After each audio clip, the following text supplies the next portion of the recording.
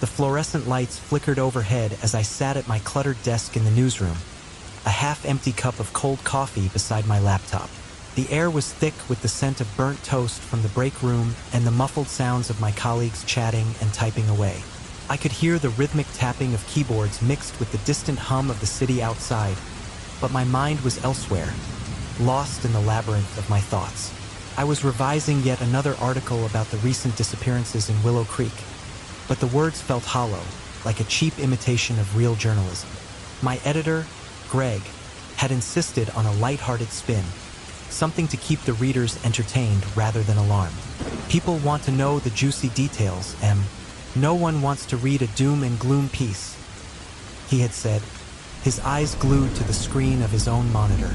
I could only roll my eyes in response. Juicy details? I muttered under my breath, glaring at the blinking cursor on the screen. What's juicy about people disappearing without a trace? I could feel the frustration boiling inside me. I had spent countless hours chasing leads and interviewing terrified locals, but all I had to show for it were half-hearted articles that barely scratched the surface of the truth. I leaned back in my chair, rubbing my temples. I had a gut feeling that there was more to the story, something dark and sinister lurking beneath the surface of this quaint little town. My phone buzzed, breaking my train of thought. It was a text from my childhood friend, Clara, asking if I was coming to the party at the old mansion that weekend. I hesitated, memories flooding back to me. The mansion had always been a source of intrigue, but lately, it had become a focal point of the rumors surrounding the disappearances. I typed a quick reply, not sure yet. Heard some strange things about that place. I hit send, then stared at the screen for a moment, contemplating my next move. The more I thought about it, the more I realized I couldn't ignore the mansion any longer. It was time to dig deeper. I closed my laptop with a determined snap and grabbed my coat. I'm going out, I called to Greg, who barely acknowledged me. I didn't care. I needed to pursue this lead, even if it meant stepping on some toes. The streets of Willow Creek were eerily quiet as I made my way to the local diner, a popular hangout for the townsfolk. I pushed the door open, and the bell jingled, announcing my arrival. The familiar smell of fries and burgers hit me, but I wasn't here for the food. I needed information. Hey, Emily, what's up? The waitress, Lisa, greeted me with a warm smile. She was a friend from high school and always seemed to have her finger on the pulse of the town. Hey, Lisa, just grabbing a coffee and some intel on the party at the old mansion, I said, sliding into a booth. Ugh, that place gives me the creeps, she replied, pouring a cup of steaming coffee. I've heard people say they're not even going this year. Too many weird things happening lately. Like what? I leaned in, eager to hear more. Well, you know about the disappearances, right? She asked, glancing around as if to ensure no one was eavesdropping. Some say the mansion is cursed. Others think it's linked to the Seda, a cult that used to operate around here. Seda? I haven't heard that one before, I said, intrigued. Yeah, it's old news, but the rumors never really died. They say the family that owns the mansion still practices some of those rituals, she whispered, her eyes wide with fear. You really should be careful, Em. You don't want to get mixed up in all that.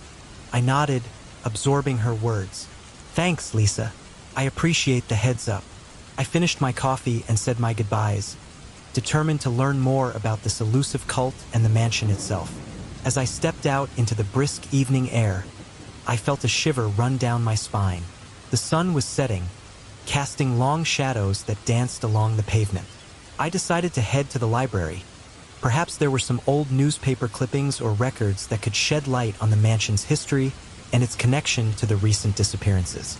The library was a cozy place, filled with the scent of aged paper and leather bindings. I approached the front desk, where Mrs. Thompson, the librarian, was sorting through a stack of books. Emily, it's been a while, she said, adjusting her glasses. What can I do for you? Hi, Mrs. Thompson. I'm looking for anything related to the old mansion on Hawthorne Street and maybe some information on the cult that used to be around here, I replied, hoping she would have something to help me. She raised an eyebrow but nodded. That mansion has quite the reputation. We have some old newspapers in the archives. Let me show you. We walked to the back of the library, where rows of dusty shelves held the town's history. As she rummaged through the stacks, I felt a mix of excitement and anxiety. What if I uncovered something truly shocking? After a few minutes, she returned with a couple of yellowed clippings. Here you go. These are from about 20 years ago, when the disappearances first started happening. I took the papers, my heart racing as I scanned the headlines. Mysterious disappearances plague Willow Creek. One read. The article detailed how several young adults had vanished without a trace, with whispers of a cult operating in the shadows. This is incredible, I muttered, my mind racing. Thank you, Mrs. Thompson. I'll make sure to return these. As I left the library, I felt the weight of the world on my shoulders. There was a story here, a dangerous one, and I was determined to uncover the truth. The next day, I decided to visit the locals. I wanted to hear first-hand accounts of the disappearances and maybe even get some gossip about the upcoming party at the mansion. I started with Mr. Jenkins, an elderly man who had lived in Willow Creek his whole life. He was known for his tall tales, but I hoped he might have a nugget of truth hidden in one of them. I found him sitting on his front porch, a weathered straw hat pulled low over his eyes. "Mr. Jenkins," I called out, waving as I approached. He squinted at me, a faint smile creeping onto his face. "Emily, is it?" "The reporter." "Yeah, that's me. Mind if I ask you a few questions about the old mansion?" His expression shifted slightly, a flicker of something unrecognizable crossing his features. "That place? Best to stay clear of it, young lady. There's darkness in them walls." "What do you mean?" I pressed, eager to hear more. He sighed, leaning back in his chair. "Folks say it's haunted, but it's not just ghosts. It's the people who go missing. You don't want to end up like them." "Like who?" I asked, my curiosity piqued. "Like those poor souls who disappeared when they thought they were having a good time.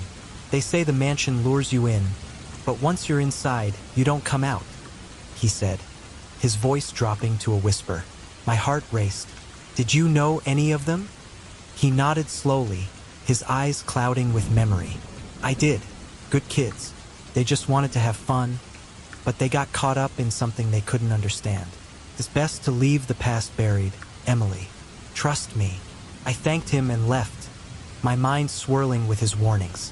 I had to know more. The enchantment of the mansion was pulling me in, and I couldn't resist. That evening, I found myself in a local bar, a dimly lit place where the walls were adorned with photographs of happier times in Willow Creek. I ordered a drink and scanned the room, looking for anyone who might have more information about the mansion or the party. As I sipped my drink, I spotted a man sitting alone at the end of the bar. He had an air of mystery about him, dark hair, intense eyes, and a demeanor that suggested he was no stranger to the town's secrets. I gathered my courage and walked over. "Mind if I join you?" He looked up, surprised. "Sure. What brings you here?" "I'm Emily, a journalist. I'm investigating the disappearances and the party at the mansion," I said, trying to gauge his reaction. "Ah, the mansion. Dangerous territory," he replied, his voice low and gravelly. "You don't want to get involved with that." "Why? What do you know?" I pressed, leaning in closer. He hesitated, eyeing me warily. "Let's just say I've seen things. People go there thinking it's just a party, but it's more than that. Much more." I felt a thrill run down my spine. "What do you mean? Are you saying there's something sinister about it?" He nodded slowly.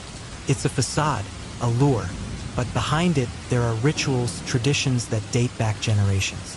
You should stay away." "I can't. I need to know the truth," I confessed, my determination burning bright. He studied me for a moment, then sighed. "You're either incredibly brave or incredibly foolish. But if you're set on this path..." The air in the cafe felt heavy with anticipation, an electric buzz that seemed to resonate with the unspoken secrets of Willow Creek. I had met Alex just days before, and now, sitting across from him at a small, round table, I could sense that we were on the brink of uncovering something monumental. The aroma of freshly brewed coffee filled the air, but it did little to ease the tension that knotted my stomach. "Emily," he began, his voice low and cautious. "You need to understand the history behind that mansion. It's not just a relic. It's a dark part of our town's legacy." His dark eyes bore into mine, and I felt a chill run down my spine. "What do you mean?" I asked, leaning in closer, my heart racing. "What history?" Alex took a deep breath, as if gathering the courage to speak. "The mansion belongs to the Harrington family. They're influential in this town, wealthy, powerful. But there are whispers, Emily, whispers of rituals, of sacrifices. People who lived here before you and I were ever born talk about how the Harringtons were involved in the disappearances. It's like they're protecting something or someone." I felt the weight of his words settle over me like a dark fog. "You're saying the family is connected to the recent disappearances?" "My friend Clara. She was one of them." His expression softened, but the intensity in his gaze remained. "That's what I suspect. The timing is too coincidental. The parties they throw, the secrecy surrounding them, it all leads back to the Harringtons. Do you have proof?" I pressed, desperation creeping into my voice. I needed something tangible to hold on to, something that could help me make sense of the chaos swirling around me. "I'm working on it," Alex replied, his tone resolute. "But we need to see the mansion for ourselves to understand what they're hiding. Tonight, when the city is asleep, we can explore. I know a way in." The idea of sneaking into the mansion sent a thrill of adrenaline coursing through me. "All right, let's do it." I didn't hesitate, driven by the urgency of my investigation and the need to uncover the truth behind Clara's disappearance. As night fell, I met Alex outside the cafe. The streets of Willow Creek were eerily quiet, the kind of silence that made the hair on the back of my neck stand on end. We walked side by side, the cool night air wrapping around us like a shroud. The mansion loomed in the distance, its silhouette stark against the moonlit sky. "There it is," Alex said, gesturing toward the imposing structure. "We need to be careful. If anyone sees us..." I nodded, adrenaline pumping through my veins. "We can't turn back now." As we approached the mansion, I felt an overwhelming sense of dread. The atmosphere was thick, almost oppressive, as if the house itself were alive and watching us. We moved cautiously, ducking behind trees and bushes, until we reached a side entrance that Alex had mentioned. "Here," he whispered, pointing to a slightly ajar door. "It's been left unlocked." With a quick glance around to ensure we weren't being watched, we slipped inside. The air was stale, filled with the scent of dust and neglect. My heart raced as I stepped into the darkness, Alex close behind me. "Stay quiet," he urged, his voice barely above a whisper. We crept through the dimly lit hallway, the floor creaking beneath our feet. Shadows flickered along the walls, and I felt a shiver run down my spine. As we ventured deeper, I couldn't shake the feeling that we were intruding on something sacred and sinister. "Look at this," Alex said, stopping abruptly. He crouched down, his fingers brushing against something etched into the wooden floorboards. I leaned closer, my eyes widening as I recognized the intricate design. "It's a symbol," I murmured, tracing the lines with my finger. "What does it mean?" "It's an ancient sigil," he explained, his brow furrowing. "Part of a ritual of protection.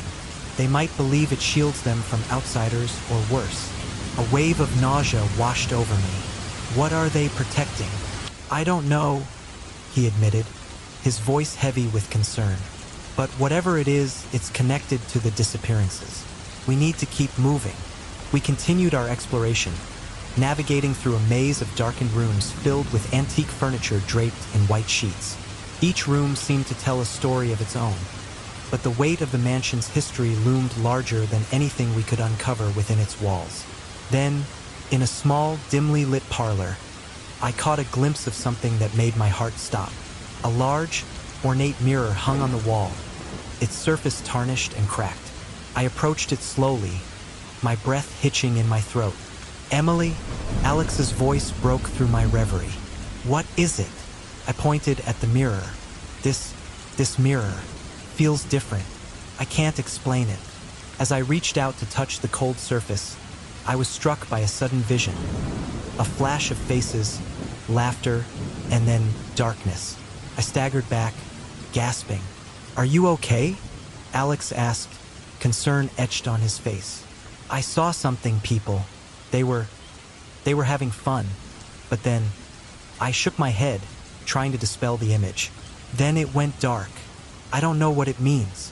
We should keep going," he urged, glancing around nervously. "If they catch us here." We pressed on, deeper into the heart of the mansion. The atmosphere grew heavier, the shadows more pronounced, as if the very walls were closing in around us. My mind raced with possibilities, my heart pounding in my chest. Finally, we came across a door at the end of a narrow hallway. It was slightly ajar, a faint light spilling out from the crack. I exchanged a look with Alex, who nodded, urging me to proceed. With a deep breath, I pushed the door open. What lay before us was a room filled with artifacts.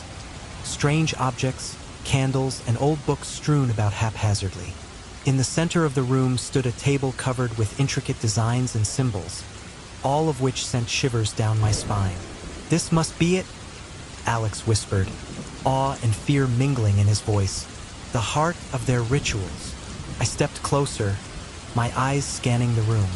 "We need to document this," I insisted, pulling out my phone to take pictures. "This could be the evidence we need." As I snapped photos, I noticed a large book resting on a pedestal. My curiosity piqued. I approached it cautiously. The cover was worn, the title faded. "What do you think this is?" I asked, glancing back at Alex. "Could be their record of rituals," he replied, moving beside me. "We have to look." I opened the book, the pages crackling under my fingers. What I saw sent a chill down my spine. Lists of names, dates, and detailed descriptions of rituals filled the pages. Each entry, a chilling reminder of the lives lost to whatever dark force resided in this house. "Emily?" Alex's voice trailed off as he scanned the pages. "These names, they're people who've disappeared." My heart raced as I scanned the list. "No, Clara's name is here. She's one of them." Just then, a noise echoed from the hallway, breaking the tense silence. My heart dropped into my stomach as I exchanged a panicked look with Alex. "We need to hide," he urged, his voice urgent. We quickly ducked behind a large tapestry that hung on the wall, our breaths shallow as we listened. Footsteps approached, heavy and deliberate. I pressed my back against the wall, praying that we wouldn't be discovered. As the footsteps grew louder, I felt a sense of dread wash over me. What if we were caught? What would they do to us? The thought sent a wave of panic surging through me. But then, through the dim light, I caught sight of a figure entering the room. My breath hitched as I recognized the silhouette. It was Clara. "Clara!" I whispered, trying to keep my voice steady.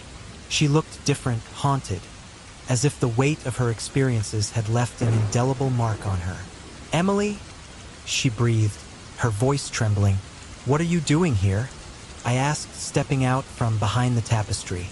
I came back," she said, her eyes wide with fear and recognition. "I had to know. I thought I could find a way to stop them." "Clara, you shouldn't be here. It's dangerous," I urged, but she shook her head, her expression resolute. "I can't let them take anyone else. I'm the only one who knows what they want." "What do they want?" I pressed, feeling the urgency of our situation heighten. But before Clara could respond, the sound of footsteps echoed again, this time more insistent. "We need to go. Now," Alex urged, pulling me back behind the tapestry. Clara's eyes darted around the room, panic etched on her face. "They'll know I'm here. We can't let them find us." I felt the ground shift beneath me, the weight of the moment pressing down on all of us. The tension became unbearable as the footsteps drew closer. The silence in the mansion was almost deafening, broken only by the soft creaking of the old wooden floorboards beneath my feet. I felt an overwhelming sense of unease as I moved through the dimly lit hallways. The air was thick with dust and secrets, Each step I took echoing through the cavernous rooms. I had never been more determined to uncover the truth that night, but the oppressive atmosphere weighed heavily on my chest. Emily, are you sure we should be here? Alex's voice was low, almost a whisper, as he followed closely behind. He seemed tense, his body rigid as he scanned the shadows around us. We need to find out what happened here, I replied, my voice steadier than I felt.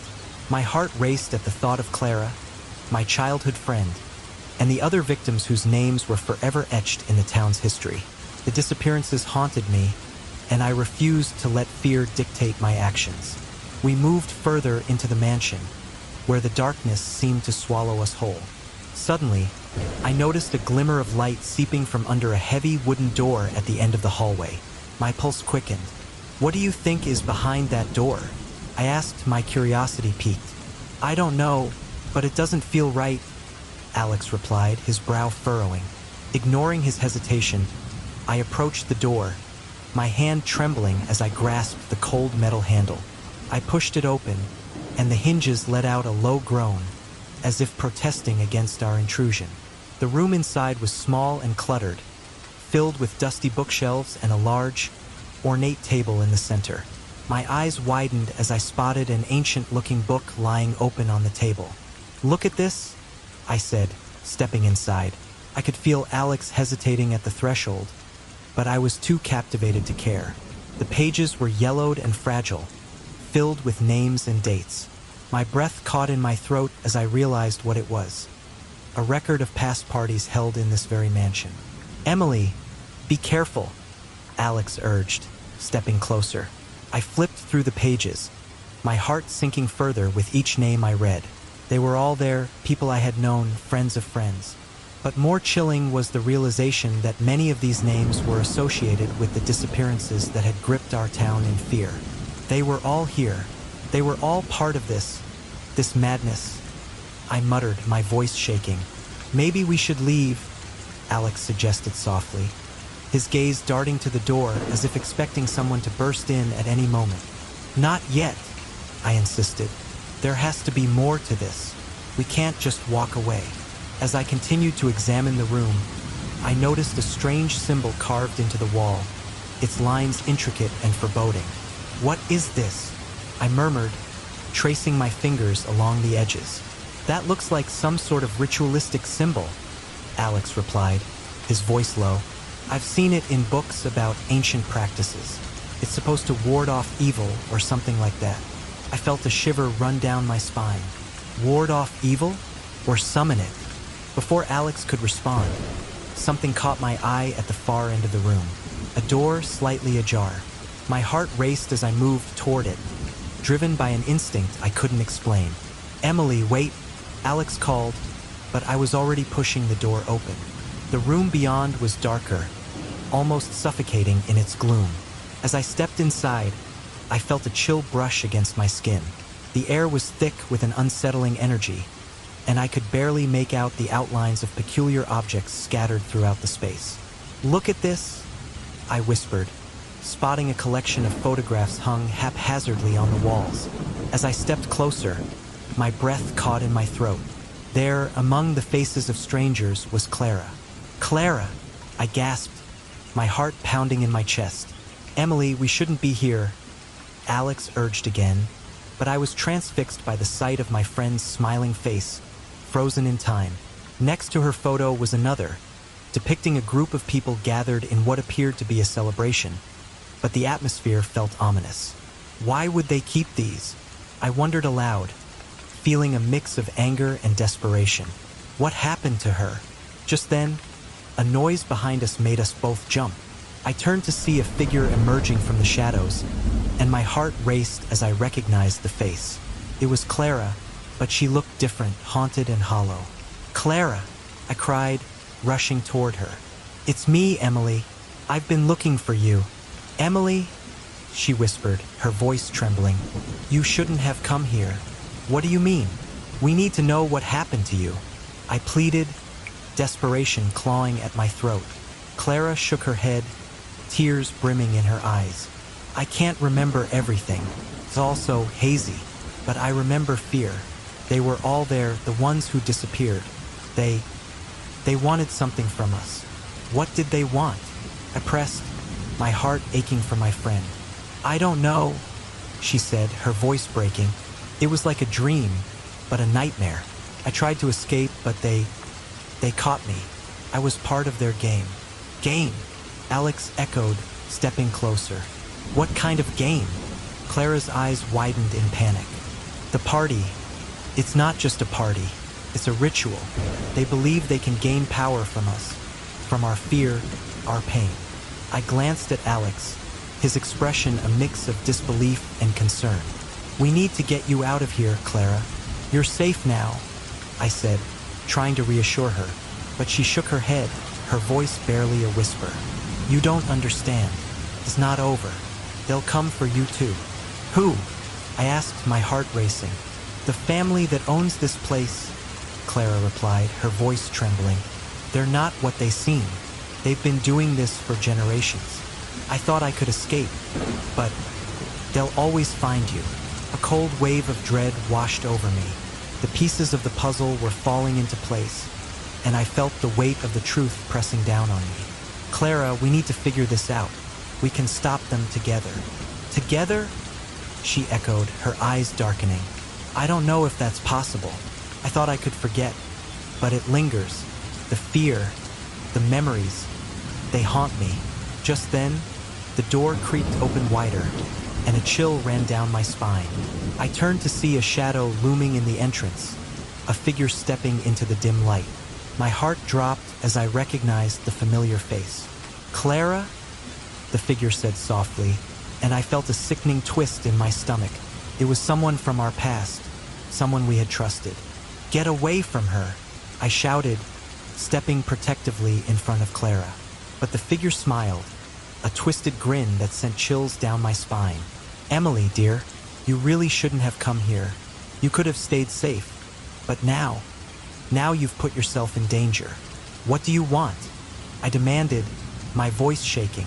Only to help you understand, the figure replied, their tone sickly sweet. You see, this isn't just about Clara. This is about you, your family. You have no idea what's at stake. As the figure stepped closer, I felt a sense of dread wash over me. Clara's eyes widened in fear, and I could sense the underlying menace in the air. Run! I screamed at Clara, grabbing her hand. We have to get out of here. But as we turned to flee, I felt a cold grip on my shoulder. The darkness surrounding us seemed to close in, and I realized that we were not just facing our past. We were confronting the very heart of the evil that had been lurking in the shadows all along. I sat at my desk in the newsroom, the afternoon light filtering through the blinds, casting stripes across my cluttered workspace. The scent of stale coffee lingered in the air, a constant reminder of the long hours I had been putting in.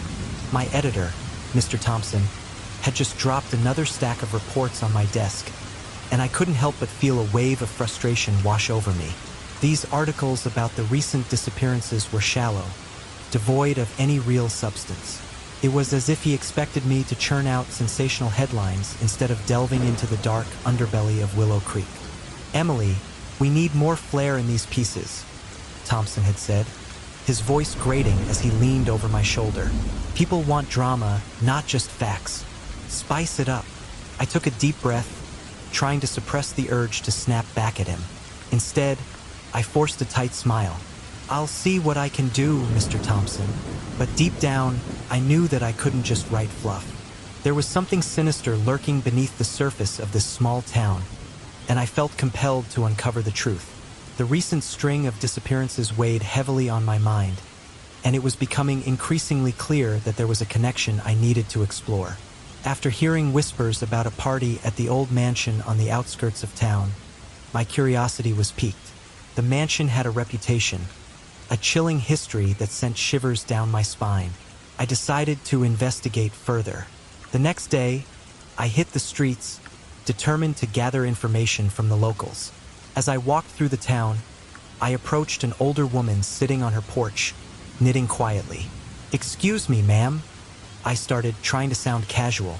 "Have you heard anything about the party at the mansion?" Her eyes darted to mine, and she immediately stiffened. I wouldn't go there, dear. It's not a place for good people. Why do you say that? I pressed, sensing there was more she wasn't telling me. She glanced around as if expecting someone to overhear us. Just be careful. Not everything is as it seems in Willow Creek. I left her porch feeling unsettled but more determined than ever. I needed to find out what was really happening at that mansion. Later that evening, I found myself in a local bar, hoping to gather more leads. The bar was dimly lit, filled with the low murmur of conversations and the clinking of glasses. I spotted a man sitting alone in a corner, nursing a drink. He had an air of mystery about him, and something told me he might have the information I needed. Mind if I join you? I asked, trying to sound friendly as I slid onto the seat opposite him. He looked up, his dark eyes assessing me. Depends on what you want, he replied cautiously. I'm looking into the recent disappearances in town, I said, gauging his reaction. I heard there's a party at the mansion soon. Do you know anything about it? His expression shifted slightly, a flicker of interest mixed with apprehension. Why do you care? He shot back, his voice low. I'm a journalist, I explained, leaning in closer. I want to uncover the truth behind these disappearances. People deserve to know what's happening. He studied me for a moment before nodding, but I could tell he was still hesitant. The mansion belongs to the Hawthorne family.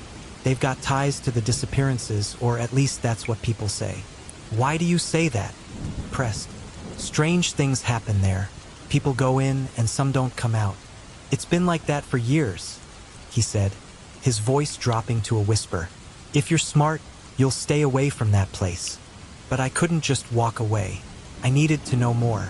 We exchanged a few more words, but he remained guarded, refusing to divulge any further details. I left the bar with a sense of urgency, my mind racing with possibilities.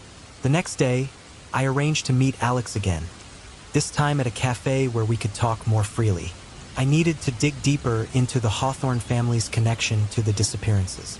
As I sipped my coffee, I watched as Alex entered, looking around cautiously before making his way to my table. Thanks for meeting me, I said, trying to sound casual despite the gravity of our conversation. I wasn't sure if it was a good idea, he replied, glancing over his shoulder. But I have some information that might help. Tell me everything, I urged, leaning forward.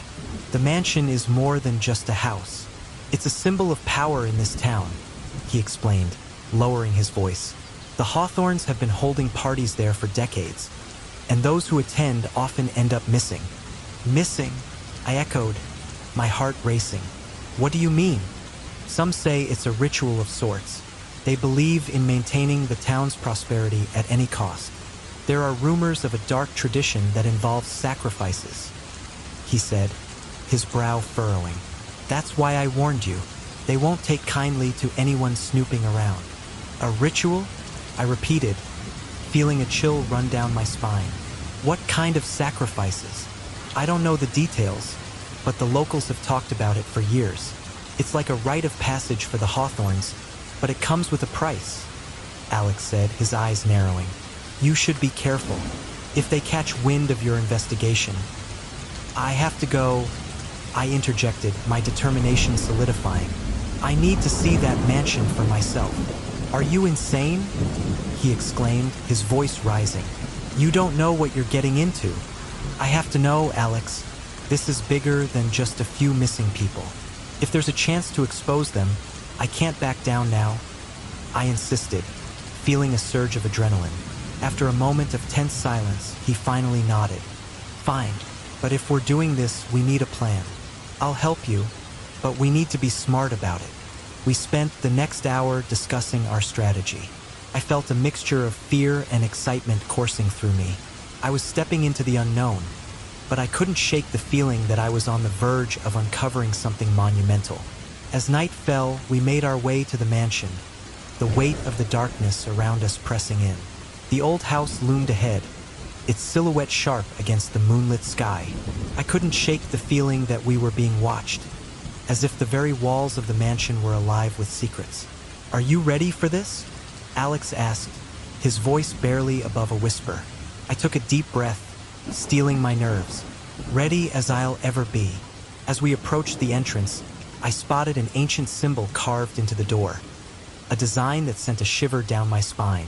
"What is that?" I whispered, pointing it out to Alex. "That's a protection sigil," he replied, his gaze fixed on the door. "It's meant to ward off evil spirits, but it could also be a warning for us." A sense of foreboding settled over me, but I couldn't turn back now.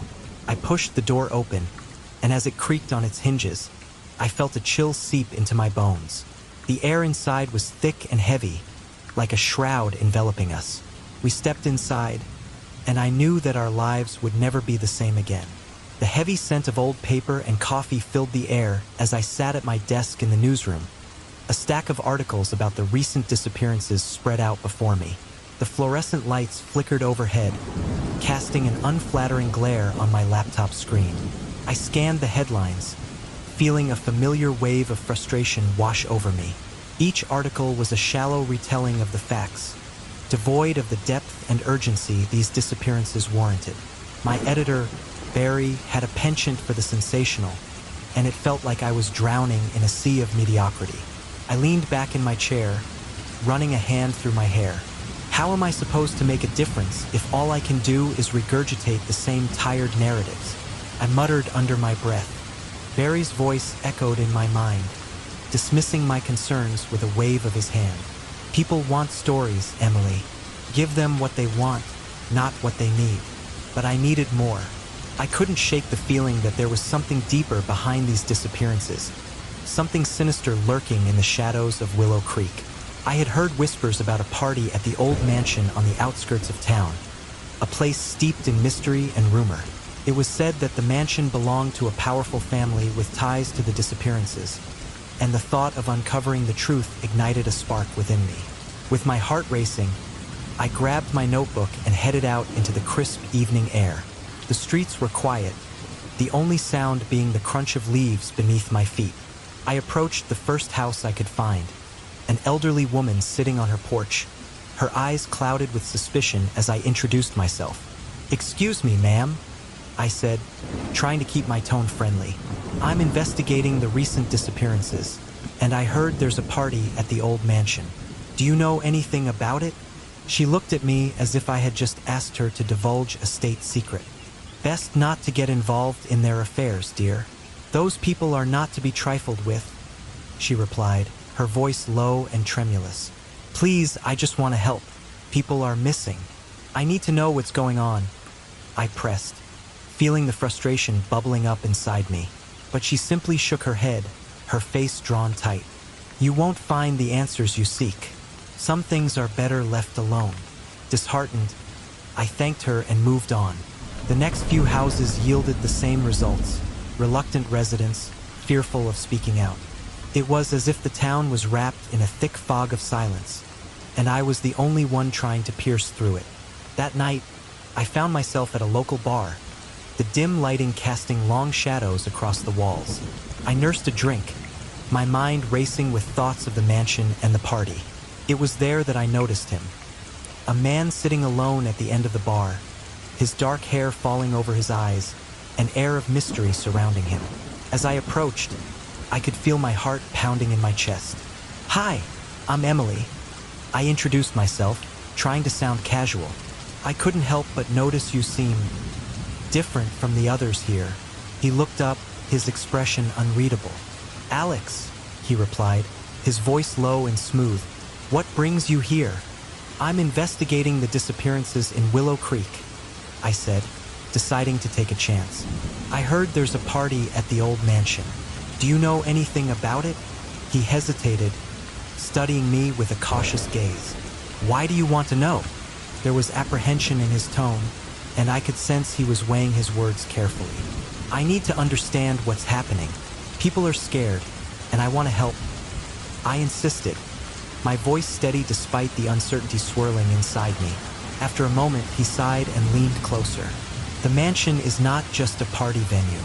It's a place of power, and the family that owns it has deep ties to the town's history and its darker secrets." I leaned in, intrigued. What kind of secrets? The kind that keep people quiet. The kind that can make you disappear, he replied, his eyes narrowing. If you're serious about this, you need to be careful. They don't take kindly to nosy reporters. I nodded, feeling a mix of excitement and trepidation. Then I need to dig deeper. Can you help me? Alex considered my request for a moment before nodding slowly. Meet me tomorrow at the cafe. We'll talk more then. The next day, my heart raced as I entered the cafe. The aroma of freshly brewed coffee mingled with the chatter of customers, but my focus was solely on Alex, who was already seated at a corner table.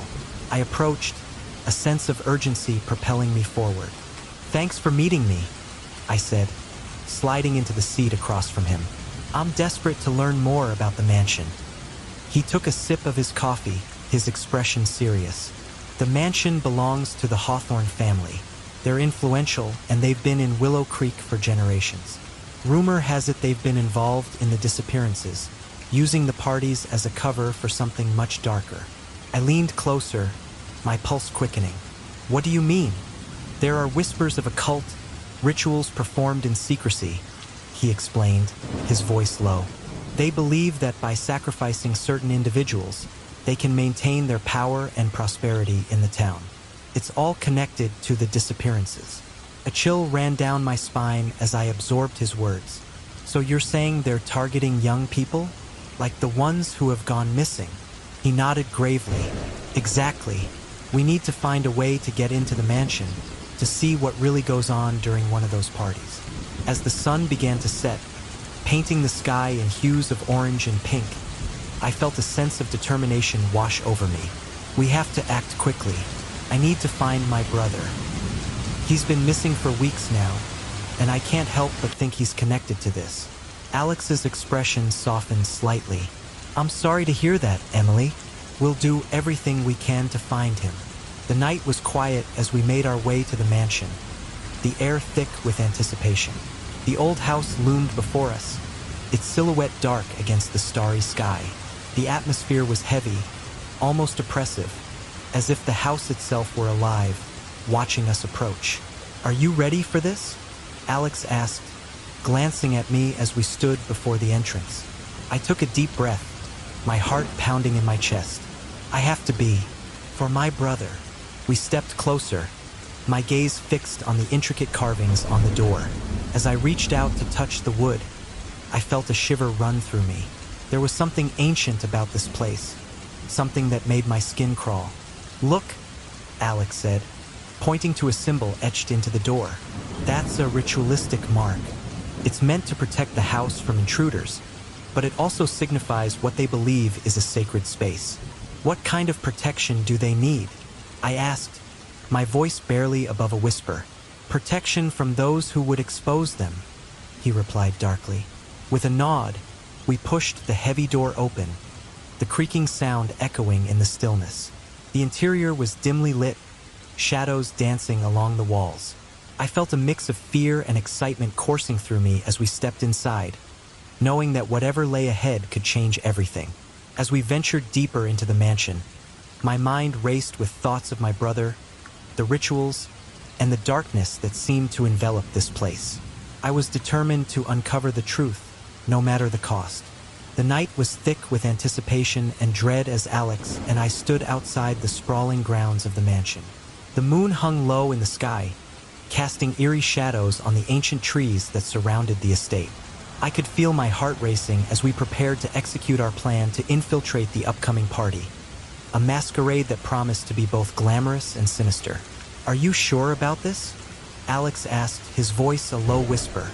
He leaned closer, his breath visible in the chilly night air. We don't know what we're walking into. I nodded, though uncertainty gnawed at me. We have to do this, Alex. Clara is counting on us, and we might be our only chance to find out what's really happening at these parties, what the connection is between the disappearances and that family. He looked at me, his dark eyes searching mine for some sign of wavering. If we get caught, I interrupted him, we won't get caught. We have disguises and we'll stick to the shadows. Just follow my lead.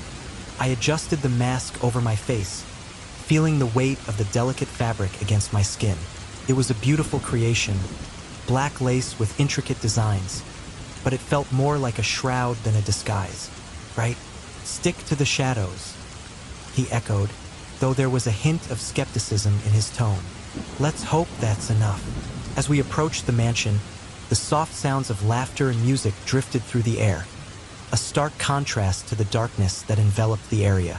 The large front doors were ajar, allowing a glimpse of the opulence within. The golden chandeliers, the rich fabrics, and the guests adorned in their finest attire. I felt a knot tighten in my stomach as I remembered Clara's terrified face when she had recounted her experience at the last party. We stepped inside, the atmosphere immediately enveloping us like a thick fog. The opulent decor was mesmerizing, but it felt suffocating, as if the walls themselves were watching us. My eyes scanned the room, taking in the masked faces swirling around us, laughing, dancing, oblivious to the dark secrets lurking just beneath the surface. Stay close, I whispered to Alex as we navigated through the crowd. We need to find a way to gather information without drawing attention. Alex nodded, his expression serious. Let's stick to the edges. Maybe we can overhear something. We moved toward a corner, partially hidden by a large potted plant. I could feel the pulse of the music around us, the beat reverberating through my chest. I strained to listen to the conversations happening nearby, my heart racing as I caught snippets of gossip and laughter, but nothing that hinted at the dark undercurrents we were searching for. Did you hear about the last party? A woman's voice floated over to us. They said someone went missing again. Another voice, deep and rich, replied, Of course, it's always the same. The family does what they must to keep their hold on this town. I exchanged a glance with Alex, excitement mingling with fear. We need to find out who they are talking about, I murmured. Just then, the atmosphere shifted. A hush descended over the crowd as a tall man in a dark suit stepped forward, his presence commanding immediate attention. His mask was ornate, adorned with feathers and jewels, and I felt an instinctive shiver run down my spine. Welcome, friends, he boomed, his voice smooth yet intimidating. Tonight, we gather to celebrate our traditions, to honor the legacy of our forebears. Remember, as you revel in the music and dance, that we are bound by blood and sacrifice. Sacrifice, I mouthed to Alex, my heart racing anew. What does he mean? I don't know, but we need to keep our ears open, he replied, his brow furrowed in concern. As the man continued to speak, my mind raced with possibilities. What kind of traditions were they celebrating? And what were the sacrifices he mentioned? My thoughts were interrupted as the guests began to applaud, raising their glasses in a toast. To our city, the man declared, and the crowd echoed him enthusiastically. To our city, they chorused, their faces alight with fervor. We watched, my heart pounding, as they drank deeply from their glasses. I felt an unsettling chill creep over me. What were they drinking? Let's move, Alex urged quietly, pulling me away from the throng. We can't just stand here. We slipped further into the shadows, weaving through rooms adorned with luxurious decorations. Each room seemed to tell a different story, from the soft glow of candlelight to the laughter echoing off the walls. Yet, beneath the surface, I could feel the tension, the secrets waiting to unravel. Look over there, Alex pointed toward a group huddled in a corner, their voices low and conspiratorial. Maybe they know something. We edged closer, careful to remain out of sight. The group was discussing the upcoming ritual, their words laced with a mix of excitement and dread.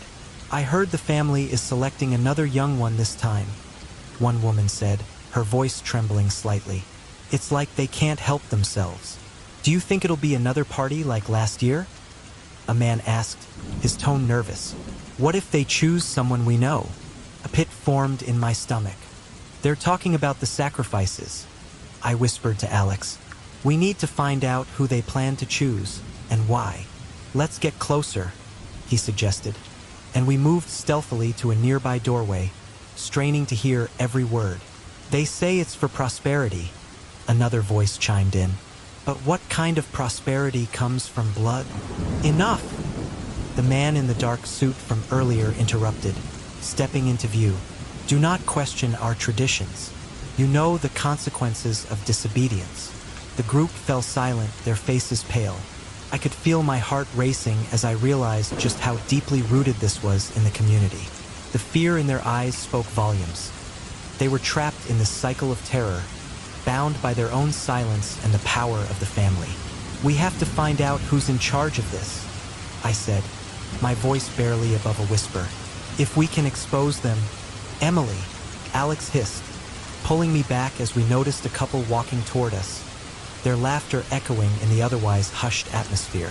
We pressed ourselves against the wall, holding our breath as they passed, their conversation fading into the distance. The tension hung thick in the air, and I could feel a sense of urgency building within me. Let's check the library, Alex suggested after a moment. If there are any records of past rituals, that might help us understand more. I nodded, my mind racing with possibilities. Good idea. The library should be quieter, too.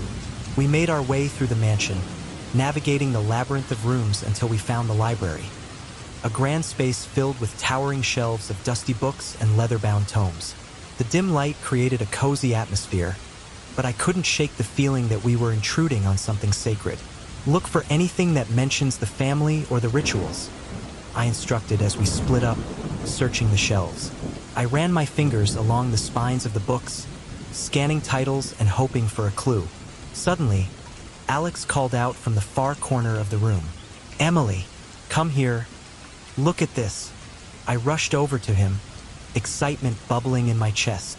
He held an ancient-looking book, its cover embossed with a strange symbol that sent shivers down my spine. What did you find? I asked, peering over his shoulder. It looks like a record of the family's traditions, he replied, flipping through the brittle pages. There are names here, and dates. It seems they've been holding these rituals for decades. I leaned in closer, my heart racing as I scanned the names. Do you see any mention of Clara or anyone else who's gone missing? Not yet, he replied, his brow furrowed in concentration. But there are a lot of names here. Some are marked with a symbol. It looks like a crescent moon. I frowned, feeling the weight of unease settle over me. What does that mean? I don't know, but it can't be good.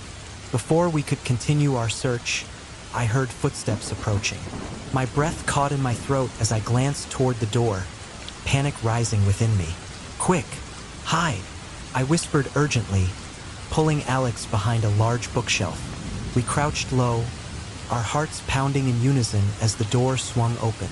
Two members of the family entered, their voices low but laced with authority.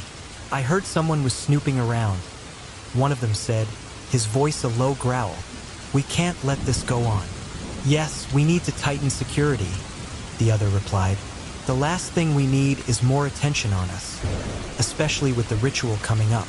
I exchanged a terrified glance with Alex, my mind racing. They knew we were here. They were onto us. "Let's get out of here," Alex whispered urgently. "We need to find a way to warn Clara and get out before they catch us." I nodded, adrenaline coursing through me as we waited for the right moment to escape. The two men continued to discuss the upcoming ritual, their voices growing more agitated. "If they think they can interfere, they'll regret it," one of them warned. "We have ways of ensuring silence." I felt a chill run down my spine. Their words lingered in the air, heavy with threat. The moon hung high in the sky, a pale orb casting eerie shadows across the overgrown path leading to the mansion. Alex and I stood in front of the imposing structure, its weathered stones seeming to whisper secrets of the past. My heart raced as we exchanged glances, the weight of our mission settling heavily on my chest. We both knew we were stepping into the lion's den, and there was no turning back. "Are you sure about this?" Alex asked, his voice barely above a whisper. I could see the tension in his jaw, the way he clenched his fists at his sides. I took a deep breath, willing myself to be brave. "We have to find out what's going on inside. If Clara is still trapped in there, we can't just leave her." He nodded, but I could see doubt flickering in his eyes. It mirrored my own feelings, but I pushed them aside. I had to focus. The thought of Clara, traumatized and lost, spurred me forward. We crept toward the entrance, the door looming before us like a gaping mouth ready to swallow us whole. As we approached, a strange symbol caught my eye, intricately carved into the ancient wood of the door. It looked like some kind of talisman, and I felt a chill run down my spine. "What's that?" I murmured, pointing it out to Alex. He stepped closer, examining the carving. "It's a protection symbol, part of some old ritual. I've seen it before in the texts I found." His brow furrowed, and I could tell he was trying to suppress his apprehension. "It's meant to ward off evil spirits, but it could also mean that something sinister is going on inside." "Great," I replied, sarcasm lacing my tone. "Just what we need, a warning sign." With a deep breath, I reached for the door handle, feeling the cold metal beneath my fingers. The door creaked open, revealing a dark hallway that seemed to stretch endlessly. The air was thick with dust and decay, and I could barely make out the ornate details of the walls, once beautiful but now shrouded in shadows. "Stay close," Alex said, his voice low as he stepped inside first. I followed, my heart pounding in my chest, the silence of the mansion amplifying every creak of the floorboards beneath our feet. As we moved deeper into the house, I could feel an oppressive atmosphere wrapping around us, as though the very walls were alive, watching our every move. I glanced at Alex, who was scanning the surroundings, his expression tense. "What do you think we'll find here?" he asked, breaking the silence. "I don't know," I admitted, "but I have to know what happened to Clara. She can't be the only one." We continued past faded portraits and dusty furniture, remnants of a once grand life. Each step felt heavier than the ultimo, as I imagined Clara wandering these halls, lost and afraid. The thought fueled my determination, pushing me to explore further. Suddenly, we stumbled upon a large room filled with old boxes and furniture covered in white sheets. "This must be the storage room," Alex said, his voice echoing slightly. "Yeah, but why is everything left here?" I asked, pulling a sheet off a chair to reveal a cracked leather seat. "It feels like they just abandoned it." "Maybe they did," he replied, glancing around. "Or maybe they're hiding something." As I moved to the far end of the room, I noticed a small door partially ajar. My curiosity piqued, and I exchanged a glance with Alex before making my way toward it. "Let's check this out," I said, pushing the door open slowly. The door creaked ominously, revealing a narrow staircase leading down into darkness. I hesitated for a moment, my instincts screaming at me to turn back, but the thought of Clara kept me rooted in place. "We have to go down," I insisted. "Are you sure?" Alex asked, concern etched on his face. "No, but we have to try," I replied, determination flooding my veins. I took the first step, and Alex followed closely behind. The staircase spiraled down into a musty underground chamber, the air growing colder with each step. It felt as though we were descending into the bowels of the earth, and the darkness enveloped us like a shroud. I reached for my phone, illuminating the narrow space. The beam of light flickered across damp stone walls, revealing strange symbols and markings that sent a shiver down my spine. "What is all this?" Alex whispered, examining the walls. "It looks like some kind of ritual space." I nodded, my heart racing. "We need to find out what they're doing down here." As we stepped further into the chamber, a flicker of movement caught my eye. I turned sharply, shining the light toward the source. My breath hitched in my throat as I saw Clara, huddled in a corner, her face pale and her eyes wide with fear. "Clara," I called, rushing toward her. "It's me, Emily." She looked up, confusion and terror etched across her features. "Emily? Is that really you?" Her voice trembled, and I could see the shadows of her trauma lingering in her eyes. "Yes, we're here to help you," I said, kneeling beside her. "What happened? Are you okay?" I don't know," she stammered, shaking her head. "I was at the party, and then things got blurry. There were people. They were chanting. I tried to leave, but someone grabbed me." Clara, we need to get you out of here, I said urgently, glancing back at Alex, who stood nearby, his expression a mixture of concern and resolve. Can you walk? I think so, she whispered, but there was a vulnerability in her voice that tugged at my heart. Good. We have to move quickly, Alex urged, moving to her side. Can you stand? Clara nodded slowly, pushing herself upright with some effort. I could see the fear in her eyes, and it fueled my determination. We'll get through this together, I promise, I reassured her, wrapping an arm around her waist to support her. As we turned to leave, an ominous sound echoed through the chamber, a low chant that sent chills down my spine. My heart raced as I glanced back at the entrance, dread pooling in my stomach. We need to hurry, I urged, leading Clara toward the staircase. But before we could reach the stairs, the chanting grew louder, and shadows shifted in the flickering light. Figures emerged from the darkness, their faces obscured by hoods, and I felt my blood run cold. Run! I shouted, adrenaline surging through me. I pulled Clara forward, but Alex hesitated, his eyes wide with fear. Emily, wait, he called, but it was too late. The figures were closing in, their voices rising in a crescendo that echoed through the chamber. I pushed Clara ahead, willing her to move faster. We have to get out of here, I yelled, fear clawing at my throat.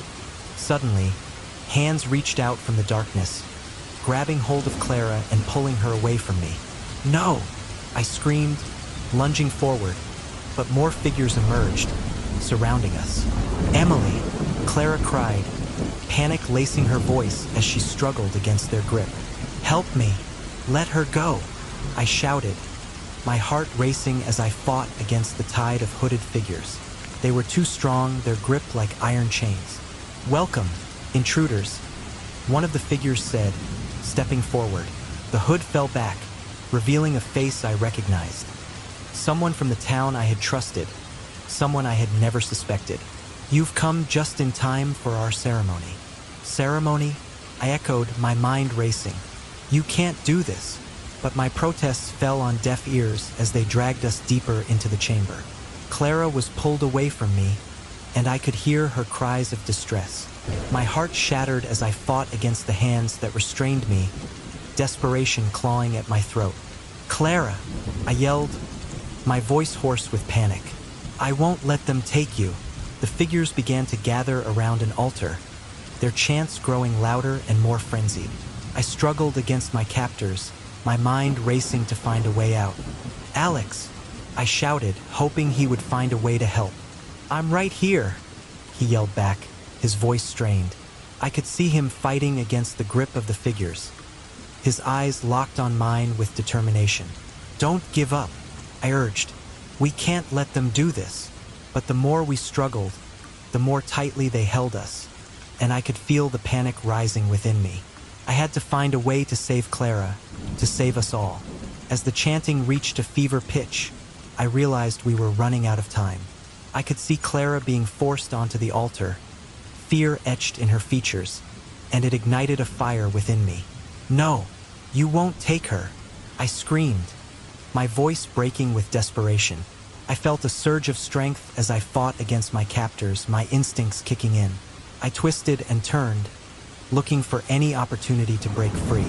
Alex, we have to work together, I called out, our eyes meeting in a moment of shared determination. With a sudden burst of energy, I managed to break free from the grasp of one of the figures, and I lunged toward Clara. Hold on, I shouted, reaching for her. But the flickering candlelight cast eerie shadows on the stone walls of the dimly lit chamber. I could hear the low murmurs of the cult members surrounding us, their voices blending into a haunting melody that made my skin crawl. My heart raced as I recognized the symbols adorning the altar, each one steeped in dark history. I had thought we could infiltrate this party and gather evidence to expose the cult, but now it felt like we had walked into a trap, one that was closing in around us. Emily, we need to get out of here, Alex whispered urgently beside me. His grip tightened around my arm, and I could see the determination etched on his face. He was my anchor in this chaos, but as the chanting grew louder, My resolve began to waver. No, we can't leave without finding my brother. I insisted, my voice barely above a whisper, but filled with a desperate urgency. Memories of the last time I saw him flooded my mind. His laughter, his carefree spirit. I couldn't let him become another victim of this vile ritual. Suddenly, the chanting stopped, and a figure stepped forward from the shadows. The leader of the cult, cloaked in dark robes, raised his arms, and the atmosphere shifted. Fear gripped me as I realized that I recognized this man. He had been a respected figure in our community, someone I had looked up to for years. "Welcome, my children," he intoned, his voice smooth as silk but laced with something sinister. "Tonight, we gather not just to celebrate, but to fulfill our sacred tradition. We shall choose our sacrifice." A chill ran down my spine. I glanced at Clara, who had been captured alongside us. Her eyes were wide with horror, and I could see her trembling. "Emily, we have to do something," she cried out, her voice breaking. My heart lurched. "What do you mean? What are they planning?" I demanded, trying to keep my voice steady despite the rising tide of panic within me. "There's always a sacrifice. They believe it brings prosperity to the town," Clara explained, her voice barely above a whisper. "And they always choose someone special, someone connected to the community." "Please no," I muttered, my thoughts racing. My brother, he was connected. He was loved by many, and as realization dawned on me, a sense of dread enveloped me. They wouldn't dare. But the leader continued, oblivious to my growing anxiety. "Tonight, we will choose one among you to ensure our city thrives for another year. Who among you will step forward?" His eyes scanned the crowd, and I could see the anticipation etched on the faces of the cult members. "No!" I shouted, my voice breaking the silence that had fallen over the room. "You can't do this. You can't take anyone else." I was met with a chorus of gasps and whispers, but I pressed on, my heart racing. "You're all monsters." The leader's gaze fell on me, a glimmer of amusement in his eyes. "And who might you be to speak against the will of the Ancient Ones?" I could feel Alex's hand on my back, pushing me forward. "Emily, we need to stick together. If we're going to get out of this, we have to stay focused." But I couldn't shake the feeling of dread that gnawed at my insides. I searched the crowd, looking for my brother, but it was too dark to see clearly. "Where is he?" I whispered, panic rising within me. "Emily," Clara hissed, and I turned to see her pointing to the altar. My heart sank as I realized what was happening. They're going to choose someone right now. The leader raised a dagger, its blade glinting ominously in the candlelight. "We shall now proceed with the selection," he announced, and my breath caught in my throat. "Stop!" I cried, feeling a surge of adrenaline course through me. "You can't do this. This is wrong." The cult members shifted, their eyes narrowing at my outburst. I could feel their hostility growing, and I knew that if I didn't act fast, it would be too late. "Let's go," Alex urged, but I couldn't move. My mind was racing, and I felt trapped in a nightmare. "Emily, please." I took a deep breath, forcing myself to focus. "You think this ritual will bring you prosperity, but it's built on the suffering of others. You're all deluded." I could hear my voice echoing in the chamber, and it felt surreal, as if I were watching myself from afar. The leader's expression hardened. "You know nothing of our ways," he spat, lowering the dagger. "This sacrifice is necessary for the balance of our world. You would do well to remember your place. I will not let you take anyone else." I yelled, desperation clawing at my throat. Then, out of the corner of my eye, I saw a figure being dragged toward the altar. My stomach dropped as I recognized him. My brother. "No! Let him go!" I screamed, my heart racing as I fought against the ropes binding my wrists. "Emily!" he cried, his voice filled with fear. "Help me! Hang on! I'm coming!" I shouted, struggling against my restraints. But the cult members were closing in, and I felt the weight of despair pressing down on me. The leader raised the dagger high, and my mind raced. I couldn't let them do this. I had to save him. "You won't get away with this," I shouted, my voice filled with defiance. He paused, amusement dancing in his eyes. "And what will you do, little girl? You are outnumbered and outmatched." "Maybe," I replied, my voice steadying, "but I won't let fear control me."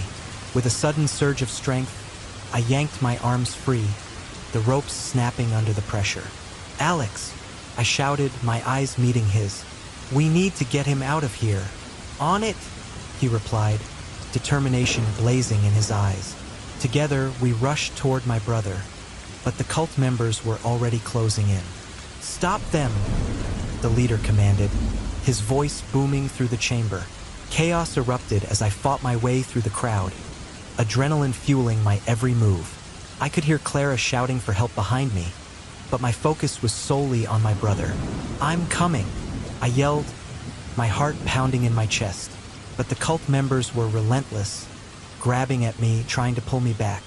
I twisted and turned, my hands finding their way to the dagger that had fallen to the ground. "Emily, watch out," Alex shouted, and I turned just in time to see a cult member lunging at me. I raised the dagger instinctively, and it found its mark. The man fell to the ground, his eyes wide with shock. "Let's go. Now," I shouted, my heart racing as I grabbed my brother's arm, pulling him to his feet. "Emily, he began, but I didn't let him finish. I couldn't afford to think about anything but getting out of there. We pushed our way through the crowd, but the leader's voice rang out, filled with fury. "Do not let them escape. We need the sacrifice." The air crackled with tension as the cult members surged forward, and I could feel the weight of their anger bearing down on us. But I wouldn't let them win. "Keep moving," I urged, pulling my brother along as we dashed toward the exit. My heart raced, fear and adrenaline coursing through my veins. As we reached the door, I glanced back, my heart in my throat. The leader stood there, a dark silhouette against the flickering candlelight, his eyes blazing with rage. "You cannot run from your fate," he bellowed. But we were already out the door, the night air hitting us like a wave of freedom. "Emily, we did it!" my brother exclaimed, relief flooding his voice as we stumbled into the darkness. But as we ran, I couldn't shake the feeling of dread that clung to me. The cult wasn't defeated. They were still out there, lurking in the shadows. And as we fled into the night, I realized that the battle was far from over. The cold grip of fear enveloped me as I stood in the dimly lit chamber, the flickering candles casting eerie shadows that danced along the walls. My heart pounded in my chest, each beat echoing the urgency of the moment. I glanced around, taking in the sight of my brother bound to the altar, his eyes wide with terror, and I knew I had to act quickly. "Emily!" he cried, his voice strained and desperate, pulling me back to the present. I could see the fear etched on his face, and it tore at my heart. "Help me!" I fought against the restraints of panic threatening to engulf me. I had come too far, faced too many horrors, to let fear paralyze me now. I took a deep breath, forcing myself to focus. There were too many people around, too many capes swirling in the darkness, their faces obscured by hoods. The air was thick with tension, filled with the murmurs of sinister incantations that sent chills down my spine. "No, you can't do this," I shouted, my voice rising above the chanting. I felt Alex's presence beside me, his unwavering determination a beacon of hope amidst the chaos. "Emily, we need to find a way to stop this," he said, urgency lacing his words. I nodded, but my eyes were fixed on the figure at the center of the chaos, the leader of the cult. The flickering light finally illuminated his face, and I felt my breath hitch in my throat. He was someone I recognized, someone I had grown up admiring from afar. "Jonathan," I whispered, disbelief flooding my senses. "You're the one behind this?" He turned towards me, a twisted smile creeping across his lips. "You should have stayed away, Emily. Curiosity can be a dangerous thing, especially when it leads you to truths best left buried." My mind raced. Jonathan had always been the golden boy of our town, charming and eloquent. How could he be involved in something so dark? You can't seriously believe that this is the right path, I protested. He stepped closer, the shadows enveloping him like a cloak. You don't understand the power we wield. This town needs sacrifices to thrive, and your brother is the perfect choice. No, I screamed, desperation clawing at my throat. You can't do this. He's innocent. Sacrifice is a necessary evil, Emily, Jonathan replied, his voice dripping with a chilling calmness. And you should thank me for giving him a purpose. He will serve the greater good. Greater good, I spat, rage boiling within me. This is madness. You're killing people for your own twisted sense of power. As Jonathan's words hung in the air, I felt a surge of determination. I would not let him destroy my brother. I glanced at Alex, who nodded, understanding my unspoken plan. While you're here, why don't you join us? Jonathan continued, his voice almost mocking. After all, you've always been a part of this family. Embrace your destiny, Emily. Destiny? I laughed bitterly. My destiny is to stop you. With a sudden rush of adrenaline, I charged toward the altar. The cultists around me stirred, surprised by my audacity. Let him go, I shouted, reaching for the bindings that held my brother captive. But it was too late. Jonathan raised his hand, and a wave of energy surged through the room. I felt it like a physical force, pushing me back. You cannot interfere, he commanded, his eyes glinting with a malevolent light.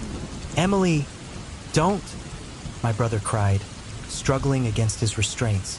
Get out of here. You can't save me. No, I won't leave you. I yelled back, my heart breaking at the sight of his fear. I could see the altar's dark markings glowing ominously, and I knew I had to act fast.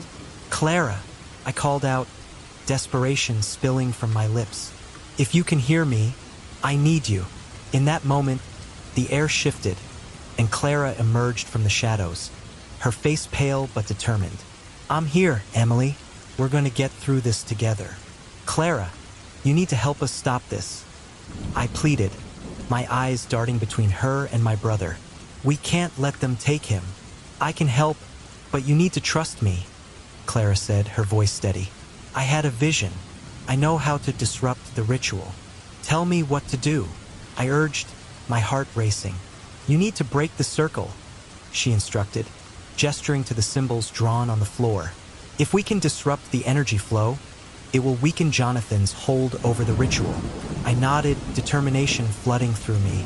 As the cultists began to chant louder, I moved quickly, grabbing a nearby candle and smashing it against the ground, scattering wax across the dark symbols. The moment the wax touched the lines, a ripple of energy surged through the room, causing the chanting to falter. Emily, Jonathan shouted, his expression shifting to one of fury. You'll pay for this. Not if I can help it. I shot back, adrenaline fueling my resolve. With Clara's help, we moved swiftly, disrupting the symbols one by one. The room vibrated with energy, and I could feel the power shifting as the cultists began to panic. I glanced at Alex, who was holding his ground against a group of cultists, his fists clenched and ready to fight. Keep them away from us, I shouted, my voice barely above the chaos. With one final push, I shattered the last symbol, and the room erupted in a blinding light. I shielded my eyes, the energy pulsing around us, threatening to consume everything in its wake. Now, Clara yelled, urgency in her tone. Get to your brother. I rushed towards the altar, my heart pounding in my ears. Jonathan was scrambling to regain control, but the energy was too chaotic. I reached my brother, tears streaming down my face as I fumbled with the bindings. I'm here. I'm going to get you out of here. Just then, Jonathan lunged at me, rage igniting his features. You think you can stop this? You'll regret this interference. But before he could reach me, Clara stepped in front of me, her eyes fierce. You don't understand the power of a survivor, she shouted, channeling her own energy toward him. The air crackled as their energies collided, and I could see Jonathan falter, the surprise on his face giving me a fleeting hope. Emily, hurry! my brother urged, his voice strained. I finally managed to loosen the bindings, and he was free. Get up. We have to go. But as he stood, I noticed the cultists regrouping, their eyes filled with rage and intent. We can't let them escape, one of them shouted, and I felt a surge of fear grip me once more. Run, Clara shouted, and we bolted toward the entrance, adrenaline propelling us forward. I could feel the heat of their anger behind me, but I refused to look back. Emily, wait, Alex yelled, his voice cutting through the chaos. We need to stick together. I turned, my heart racing. We can't let them catch us. We need to get out now. With my brother at my side, we sprinted through the corridors of the mansion, the walls closing in around us. Clara led the way, her determination guiding us as we navigated the labyrinth of shadows. Down here, she called, pointing towards a narrow passageway. Without hesitation, we followed her lead, squeezing into the dimly lit corridor. The sounds of the cultists grew fainter, but I knew they wouldn't give up easily. As we reached the end of the passage, I could see a door ahead.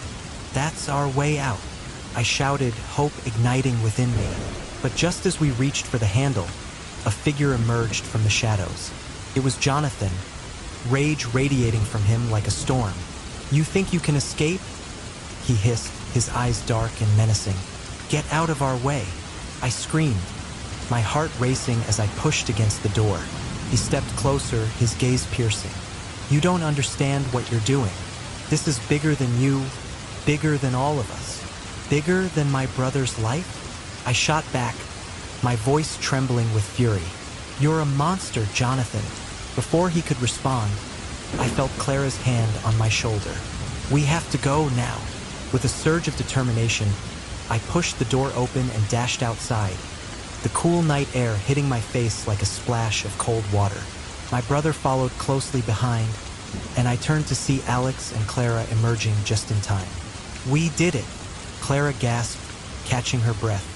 But the victory was short-lived as I saw the shadows of the cultists closing in behind us.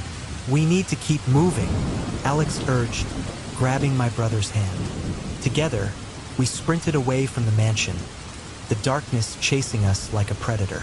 I could hear the sounds of the cultists behind us, their chants echoing in the night. We ran until our lungs burned and our legs felt like lead, but we refused to stop. Finally, we reached the edge of the woods, the trees offering a refuge from the madness behind us. The air was thick with the acrid scent of smoke and despair as I stumbled through the remnants of the once grand mansion. The moon hung low in the sky, its pale light filtering through the shattered windows, casting eerie shadows on the walls. I could hear the distant sound of sirens, a chilling reminder of the chaos that had just unfolded. My heart raced as I searched for my brother, the haunting realization of what we had just escaped weighing heavily on my shoulders. Emily! My brother's voice broke through the cacophony, a sound that filled me with a mixture of relief and dread. I turned to see him lying on the floor, blood seeping from a gash in his side. Help me! I rushed to his side, my hands trembling as I knelt beside him. Oh God, Liam, what did they do to you? I examined his wound, my fingers slick with his blood. My throat constricted, and I fought back the tears threatening to spill over. We need to get you out of here. Please hold on. Clara, he murmured, the name barely a whisper on his lips. My heart sank as I remembered her sacrifice, the way she had stepped forward to protect us, sealing her own fate in the process. Where's Clara? I couldn't bring myself to answer. Instead, I pressed my palm against his wound, trying to stanch the flow of blood. Stay with me, Liam. Just stay with me. I pleaded, my voice breaking. I could hear the distant sounds of the police closing in, but all I could focus on was the weight of loss pressing down on my chest. Clara, she saved us, he gasped, his eyes fluttering. We have to make sure they don't win. They can't. No, you're going to be okay. I'm going to get you out of here. I insisted, my voice rising in desperation. I glanced around, searching for any sign of help, but the once vibrant mansion was now a graveyard of memories, echoes of laughter replaced by the cries of the fallen. As I applied pressure to his wound, I heard footsteps approaching. I looked up to see Alex emerging from the shadows, his face pale and drawn. "Emily!" he shouted, rushing toward us. "What happened?" "They took him," I said, my voice choked with emotion. "They were going to sacrifice him, just like Clara. But she—" "I know," Alex interrupted, kneeling beside me. "I saw everything. It's over now. We have to get him to safety. I can't just leave him," I cried, desperation clawing at my insides. "They'll come back. They'll—" "Emily, listen to me." Alex's voice was firm, cutting through the haze of panic that clouded my mind. "If we don't move now, we're all going to die here. We need to get Liam medical help. Clara wouldn't want you to sacrifice yourself for this." His eyes held mine, steady and unwavering. The weight of his words settled over me like a heavy blanket. Clara wouldn't want this. She wouldn't want me to throw away my life, not after everything she did for us. My heart ached with the realization of her sacrifice, but I forced myself to focus on Liam. Okay, I said, my voice trembling. "Help me lift him." Together, we managed to get Liam into a sitting position. I wrapped my arm around him, trying to support his weight. He winced, but I could see the determination in his eyes. "I'm not going anywhere," he murmured, his voice steadier than I felt. "Just hold on tight," I urged, taking a deep breath as we began to move. The mansion felt like a labyrinth, each corner hiding the ghosts of our past. The memories flooded back, laughing with Clara, the promise of a bright future, now shattered into a million pieces. As we made our way through the debris, I glanced back at the altar where Clara had made her final stand. The sight of it made my stomach churn. "We need to call the police," I said, my mind racing. "They'll need to know everything about the cult, about the missing people." Alex nodded. "I have my phone. Let's get outside first, then we can—" Suddenly, a noise echoed from the hallway behind us. I froze, my heart pounding in my chest. "What was that?" I whispered, gripping Liam tighter. "Stay close," Alex ordered, his eyes scanning the darkness. "We can't let them find us again." We pressed forward, and the distant sirens grew louder. I could see the light of the moon shining through the front door. Just a little further, I thought. We can make it. As we reached the entrance, I felt a flicker of hope. But then I heard it, the unmistakable sound of footsteps closing in. "Hurry," I urged, adrenaline surging through my veins. We burst through the door, tumbling into the cool night air. Outside, the chaos was palpable. Police cars were swarming the area, their lights flashing like stars in the darkness. "Over here," I shouted, waving my arms. "Help! We need help!" Officers rushed toward us, their expressions shifting from confusion to urgency as they assessed the situation. "What happened?" one of them demanded, kneeling beside Liam. "Is he injured? Cult? They were going to sacrifice him," I stammered, my words tumbling out in a rush. "And Clara, she—" "Calm down, we need you to tell us everything," another officer said, pulling out a radio. "Get a medic over here." As the paramedics arrived, I felt a wave of relief wash over me, but it was quickly overshadowed by the heaviness in my heart. Clara was gone, her bravery a bittersweet memory etched in my mind. I watched as they worked on Liam, my thoughts racing. "Emily," Alex said, his voice breaking through my thoughts. "We need to make sure they know about the cult. We have to gather evidence." "I know," I said, my voice barely above a whisper. "But how can I do that without Clara? She was the one who—" "She wouldn't want you to give up," Alex said fiercely. "We have to honor her memory by fighting back. We can't let them get away with this." I nodded, feeling a spark of determination ignite within me. "You're right. We'll gather everything we can. We'll make sure everyone knows what happened here." As the medics stabilized Liam and prepared to transport him, I took a deep breath, steeling myself for what lay ahead. The weight of loss threatened to consume me, but I refused to let it. Clara had fought for us, and I wouldn't let her sacrifice be in vain. Days turned into weeks as the investigation unfolded. The police uncovered the truth about the cult, revealing a web of deceit and manipulation that had infiltrated our town for years. But even as justice was sought, an unsettling feeling lingered within me. One evening, as I sat at my kitchen table, flipping through the remnants of Clara's belongings, my phone buzzed, breaking the silence. I glanced at the screen, my heart skipping a beat. It was an anonymous message. "They're not gone. Watch your back." A chill ran down my spine as I read the words over and over. The lingering threat of the cult loomed over me like a dark cloud, a constant reminder that our fight was far from over. I put my phone down, staring blankly at the table. The shadows danced in the corners of the room, whispering secrets and fears I couldn't shake. The truth was out there, but the danger wasn't over.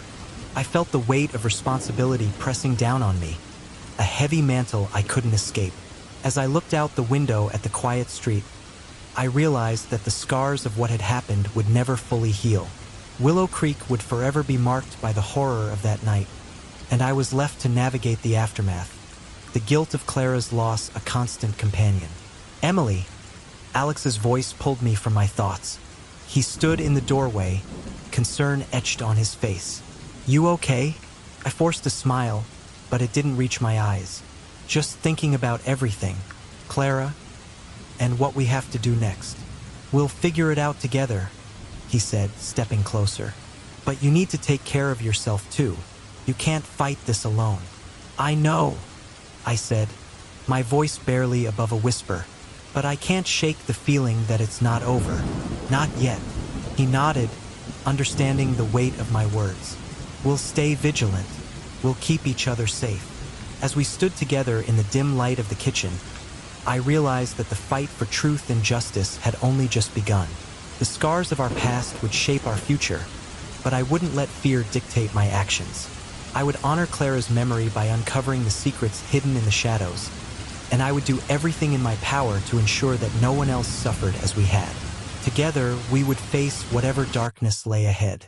The battle wasn't over, and I was ready to fight.